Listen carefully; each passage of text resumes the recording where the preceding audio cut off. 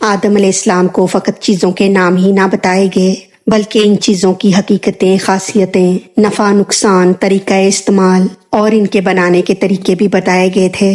गर्ज ये कि उन्हें हर चीज़ के सारे हालात बताए गए थे। आऊज़ु बिल्लाहि मिनश्शैतानिर रजीम, बिस्मिल्लाहिर रहमानिर रहीम।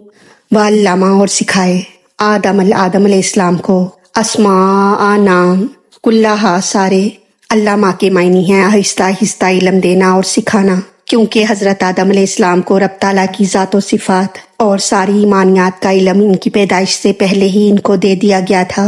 इसीलिए जब वो पैदा हुए तो उन्होंने छींक आते ही अल्हम्दुलिल्लाह कहा, जिसमें खुदा की ज़ात और सिफ़ात का जिक्र है।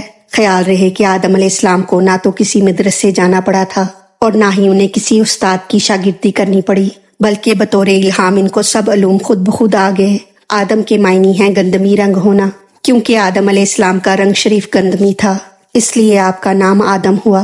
अस्मा के मायने हैं अलामत या पहचान या बुलंदी या नाम। आदम अलैहिस्सलाम को फ़कत चीज़ों के नाम ही ना बताए गए, बल्कि इन चीज़ों की हकीकतें, खासियतें, नफ़ा नुकसान, तरीक़ा इस्तेमाल और इनके बनाने के तरीके भी बताए गए थे।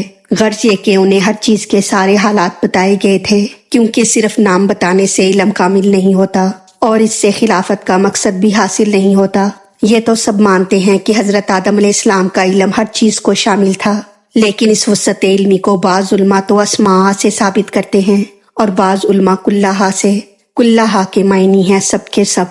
इस लफ्ज़ में बहुत गुंजाइश है, क्योंकि इससे मालूम होता है कि कोई नाम भी हज़रत आदम अलैहिस्सलाम के इल्म से बाकी ना बचा।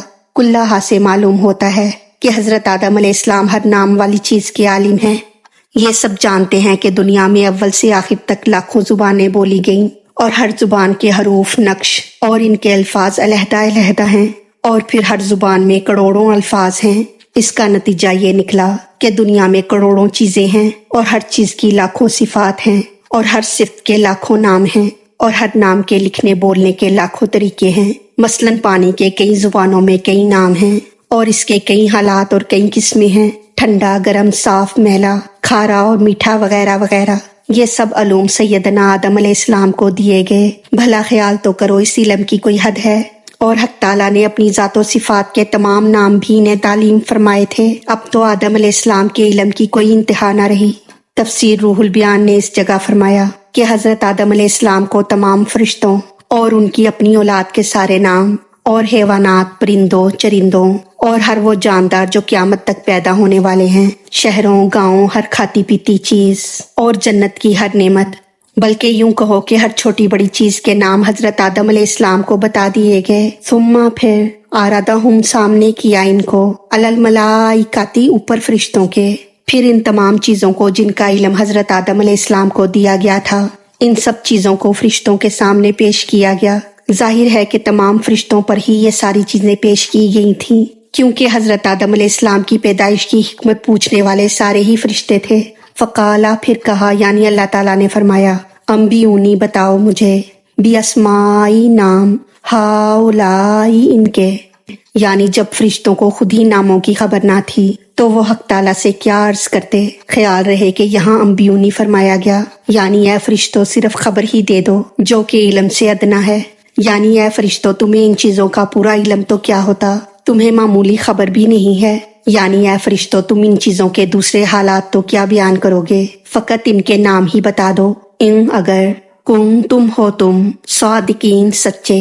फरिश्तों ने जो कुछ अर्ज किया था बज़ाहिर बिल्कुल सच था, क्योंकि वाकई इंसानों में फसाद भी होगा और वाकई फरिश्ते रब की तस्बीह और तस्दीक भी करते हैं। लेकिन इन दोनों बातों से उन्होंने जो नतीजा निकाला था, जिसको उन्होंने साफ बयान ना किया था, इस आयत में फरिश्तों की इस गलत फहमी को दूर करना मंजूर है।